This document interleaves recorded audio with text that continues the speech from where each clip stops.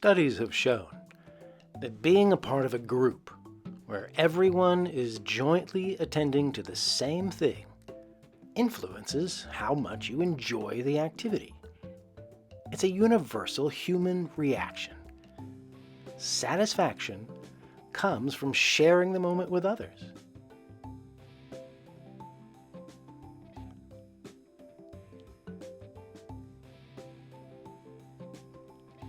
At Upstream Arts, we believe that to build community, we need to find this feeling of doing things together, enjoying the same experience at the same time. And we need to do it with mindful intention. Now, mirroring is a big part of how we practice coming together. We move together, we listen together, we breathe together, and we find rhythms together with drums or hand claps or foot stomps or with our voices.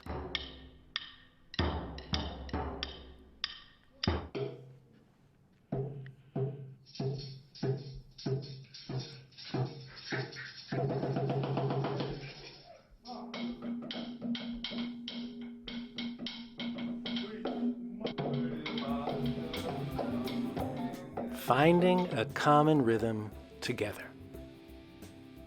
This kind of practice helps keep the classroom energy balanced, and it helps keep our own personal rhythms regulated. It requires active listening, not only with our ears, but with our whole bodies. Listening and staying present with what's in front of you takes a lot of energy, but it's a great first step towards building trust within a community. We practice this way during transition times between activities, at the beginning of our time together as a way to say hello, or as a way to come together before saying goodbye. But any time is a good time to take a quick minute to share an experience. As we begin this training, think about the ways that you, as an educator, bring your students together.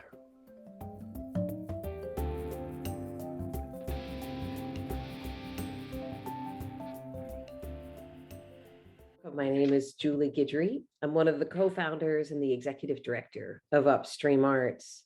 Welcome to this training video that we're going to take a look at building community, building healthy, balanced relationships, really expanding our thoughts and understanding around consent. They're a practice on us understanding how to build a classroom culture that ensures that all of us feel heard, feel valued, and feel like we are a part of the community.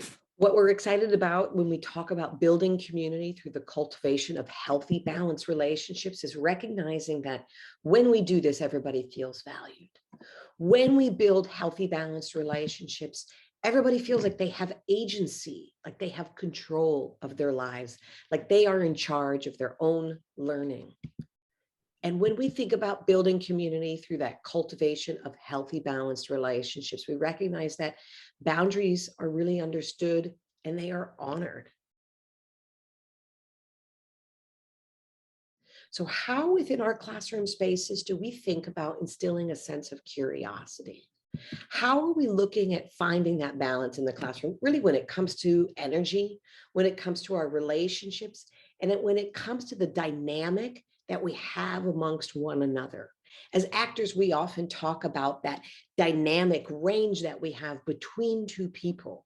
Finding a balance in the classroom is as much about the performative nature of how we come together as it is about creating that peace and that place where individuals can be ready to learn. So when we move from there, we think about opportunities for consent. Because when we lose that control in our lives, that is when we feel not only out of control, but incapable of taking on and learning new information. Some of the pieces that come from that is around offering choice, offering different ways that we can say yes and we can say no, offering and recognizing when no choice is the most powerful choice that somebody can utilize. As we explore that curiosity, that balance, it builds consent and it acknowledges choice. All of those pieces start to really build healthy, powerful, balanced classroom cultures. Hi, My name is Matt. I am one of the co-founders of Upstream Arts and its artistic director. And one thing you don't know about me is that I grew up in Texas on the Gulf Coast. Julie? Hello, my name is Julie. I am one of the co-founders and the executive director of Upstream Arts. And I am at my worst when I eat too much sugar and I have not had enough sleep. For those of you watching, I want you to think about the following prompts. Think about what your answers would be if you were introducing yourself to somebody. First one is one of my personal strengths. Just think about what is one of your personal strengths that you would share with a group? Or how about something I need to work on? What is something about yourself that you would share? All right. What about something I wish people knew about me? Right. We all hold something that other people don't see. What would you share? These are the kind of greetings that we do at Upstream Arts every day, every class, every training. And when we use these kinds of prompts, it's there to instill this sense of curiosity, right? Hi, my name is, and this is who I am. This is what I want to share about myself. These greetings, these introductions, they kind of serve as a check-in, but they're also a way to build a practice, build a routine where curiosity is nurtured, where curiosity just begins to be a part of the environment.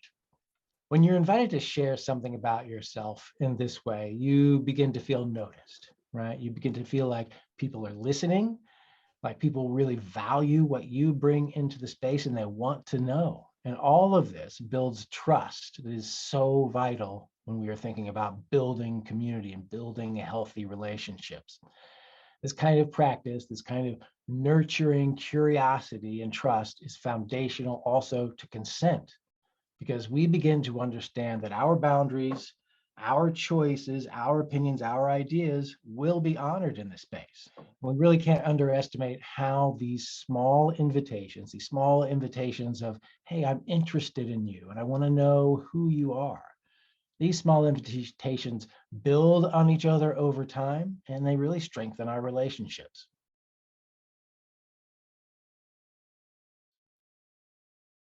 And when we're thinking about building community and consent, we want to think about this basic 101, we like to say, and that is that observing and being attentive to what's going on is participation. Observing is a choice, and observing and being attentive does lead to learning. We need to keep in mind there are lots of ways to be engaged, and sometimes people don't want to share something about themselves. And each student may engage in a different way. And we always encourage participation, but there's never any pressure to participate, because we believe that learning through observation is one of the many creative choices that we can make with our learning.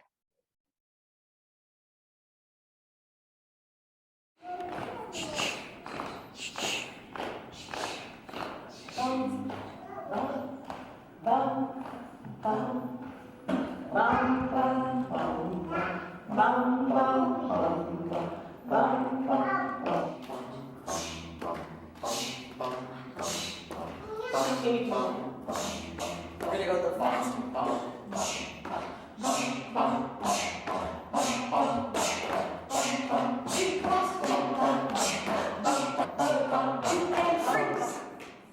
We're gonna go really, really slow now.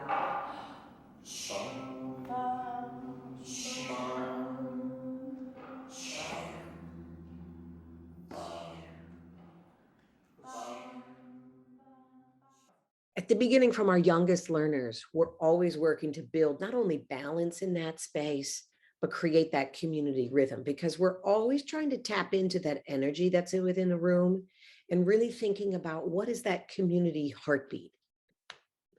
Because what we know about that community's heartbeat is that that's the beginning of where we start to soothe, where we soothe each other in rhythm, and where we find a place and space to soothe ourselves. A community that comes together to create, often when they get into that place, that moment, that momentum where they are all creating together, what we have learned through science is that our heartbeats start to synchronize. The same is true about going to watch a theatrical production. And if it is one that has totally pulled you in and made you incredibly excited, or even watching a movie in a massive theater with many other individuals, as we get excited, as we get sad, as we get hopeful, our collective heartbeats actually start to synchronize. So as we think about how we build a balance within the classroom, how are you building into that balance in classroom a collective heartbeat or a community heartbeat? And what are the things that you do intentionally to work to reset that? As I think about building balanced classrooms and energies, I ask myself often, what does a balanced classroom look like? And what are the things that need to be ready or be prepared in order for that balance to occur? Am I, as the educator, ready in that space? And are the students ready to learn? It's about that regulation. How do we set and reset the space within our community on an ongoing basis? Because often we've considered resetting a space as a singular activity for one moment in time. And I invite us to think about expanding on that thought and recognizing that finding balance in a classroom is something that we work on all the time. I think part of what it comes to finding balance or finding that community rhythm or heartbeat is really understanding what the group needs. Do they need us to slow our pace down a little bit? And sometimes slowing our pace down doesn't actually mean that we're going to slow down the productivity of the group. It just means we're going to change the energy in the room to be able to be a little bit more reflective for some of our students to be able to take in or process information. In some instances, we have a need to pick that energy up a little bit there. I know that through movement, it's a great way for me to be able to take on or learn new information. Maybe moving us around the space, walking in a circle, playing a quick, short, active game that can get our brains up and ready to learn and ready to engage and take in new information. Others find that stillness and that calm, really the sense in the space for them to be able to do all of that learning. The art of us is thinking about and recognizing, what does this group that we have need as a collective to succeed as a group of learners within a classroom environment? So before we move on, I invite you to consider this question. What's an activity that you find is successful in resetting that energy in the room? I bet you do it all the time. I bet it's something that you do without even knowing that you're doing it. What if you took the time just to name one day, here are all the ways that I've reset a room? Some people like to take breaths with students, or give them an activity, or turn the lights off, or turn music on. These are all quick little resets that help to manage and change the energy and the balance in the space, but also help a student feel like you are listening to them and that you're creating a safe space for them to be ready to learn.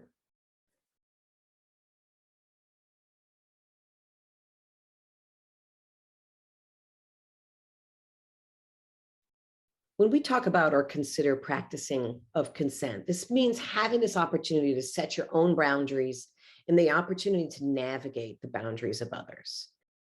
This is about us all recognizing that my body belongs to me and your body belongs to you. As we explain what consent means and the definition of consent within our programming, it's as simple as recognizing that consent is two yeses. And even better, consent is two enthusiastic yeses.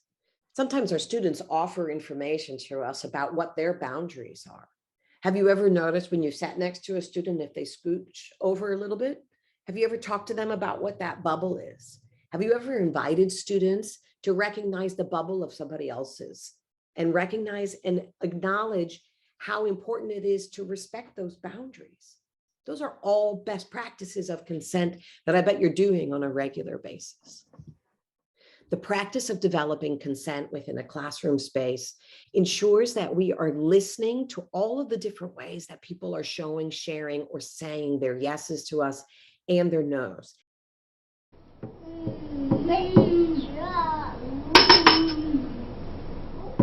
And this begins with our youngest learners in our schools and goes all the way up until adulthood. We must recognize that practicing consent is something that can be practiced on an ongoing, regular basis. If we think about the basis of building healthy, balanced relationships and balanced spaces to be creative, to come together, to create that community heartbeat and rhythm, consent is this next step of really ensuring that people have control and power and autonomy in their own lives. Consent, like building healthy relationships, also happens in those small moments. From inviting somebody to say yes to your support that you are offering them, to inviting somebody else to ask you a question, is it okay? Consent doesn't mean that we hand over the reins entirely to an individual. It means that we begin the process of practicing choices. And it means that we as the adults in the spaces have to ensure that we know what the actual choices are. Realistic, relevant, powerful choices that individuals get to choose. Because consent is recognizing that we have control over our own bodies. So when you think about respecting those boundaries with your students in those spaces, what are some ways that you're doing that within your classroom? How are you acknowledging that my body belongs to me and your body belongs to you? And how are you thinking about or modeling respecting boundaries? Because if you are modeling them and the students are learning from you, and very, very likely they are practicing that model of consent with their peers as well. That is the ultimate goal. How do you think about the practice of play, which is really where boundaries in young children is most often practiced? How do you think about putting a value around that? The practice of play is the space and the place where we work out and understand our own boundaries and the boundaries of others. What are the opportunities that you create within the space for play to happen and to happen naturally? Because that's where the practice of consent begins. And how do we recognize and look at whether there is a time for the unintentional realities of encroaching on somebody's space is also an opportunity for us to say, you know what, it looks like I stepped over that line for you. It looks like I made you uncomfortable and I'm sorry about that. Next time I will ask. I bet there's been a time when you've unintentionally encroached on somebody's boundaries. What was the response that you had?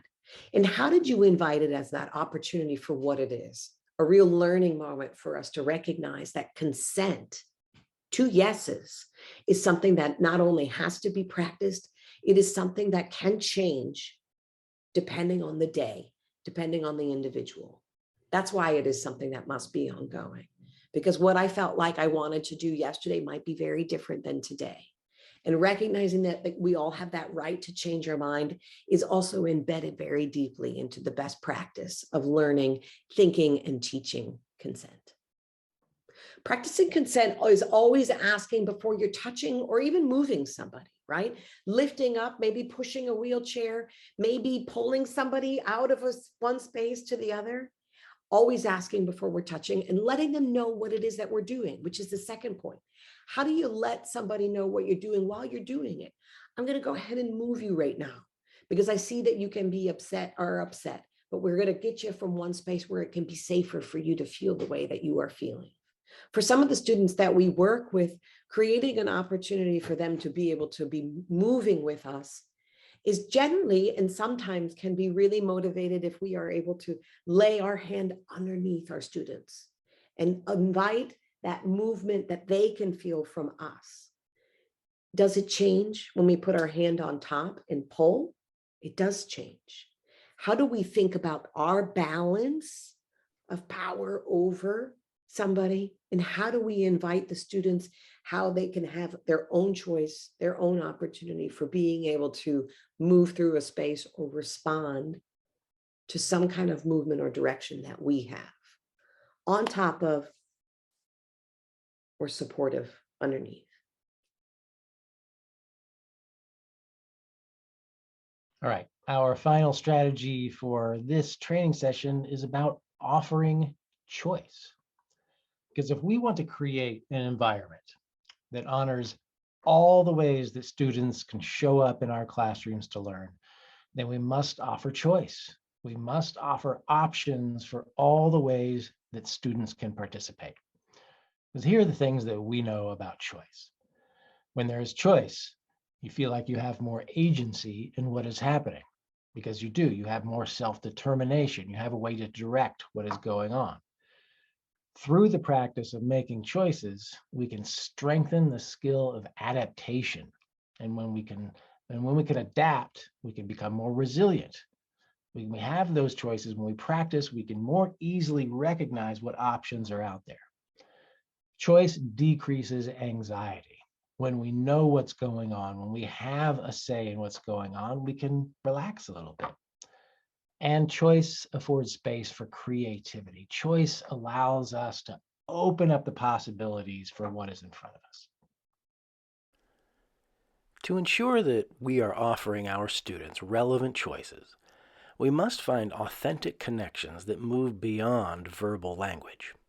We need to understand how people are communicating their boundaries and consenting to interactions. Everyone has a different style of communication, whether that be through the body, facial expressions, sounds, words, movement, rhythms, or a combination of different modalities. Yes. Yes, yes, yes. No. Yes. I said no. And the only way to find out if how you are communicating is working is by trying over and over. The more we practice engaging in different ways, the more we learn about each other. And that's exactly what the practice of Upstream Arts is built around. Engaging through different languages or modalities, and listening in different ways to the emotional cues that we receive. By listening with mindfulness, we can capitalize on the smallest of invitations.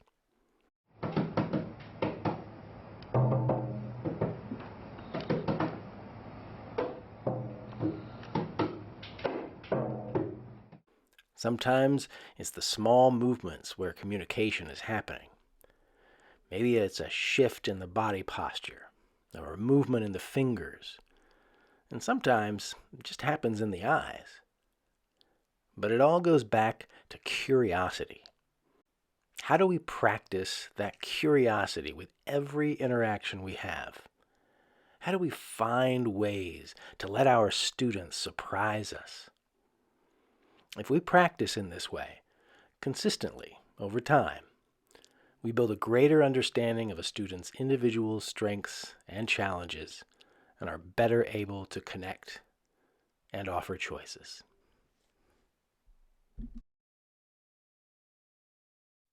All right, and here's our 101 for offering choice. Don't be afraid of silence or waiting. We have found in our practices that people are generally uncomfortable waiting, uncomfortable with silence, because there's a sense of urgency that is inherent in our systems, and it's about the need to be productive, to keep going, when we actually have all the time we need. We want students to show up authentically, and that may take time because everyone's processing time is different. Sometimes students can take what feels like a long time to form a response or to make a choice. But we need to practice the act of waiting when this happens and refrain from getting anxious in the silence and answering for the students.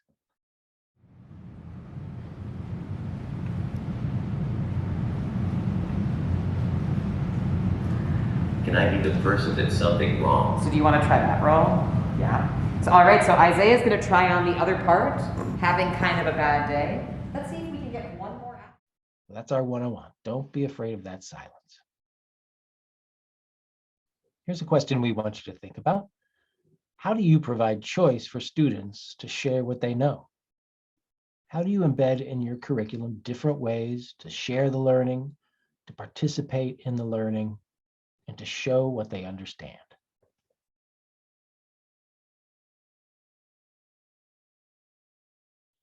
If I think about all of these different things that we've just presented, choices, consent, healthy relationships, it's really about a willingness to be flexible with one another, a willingness to us to imagine and leverage that creative muscle that we all have within us, to think about all the different ways that we can come together in community. Flexibility allows our students to be able to show up in the classroom and recognize that they're going to be taken care of in that space. because they are going to enter into a space that feels comfortable, that feels welcoming, that feels warm, that has been intentional. They're going to know that they have a choice within that space for how they are going to participate or how they're going to show, share, and tell us what it is that they know. Because you're going to have offered choices for them throughout that space. And you're going to have honored their choices through the consent that you have shared with them. Recognizing that this is a practice every single day could be a really powerful tool for us to make sure we keep front of mind as we practice how we build creative, healthy relationships and healthy classrooms experiences for all of our students. As we wrap up this video, we want you to think, what are the strategies that work for you when you teach? What are your truths when it comes to your work? Because what we know is that you are already doing these things that we're talking about. We're just asking for you to do it with a little more mindfulness, a little more intention, and a little more thought. Don't underestimate the power that you have to lead the way in establishing these healthy, balanced relationships and establishing a culture of consent where choice is freely offered. Because you are the change makers. It's in these small daily interactions, these asking for consent, offering choice, establishing curiosity. These are the foundations where change can happen and where strong communities can be built.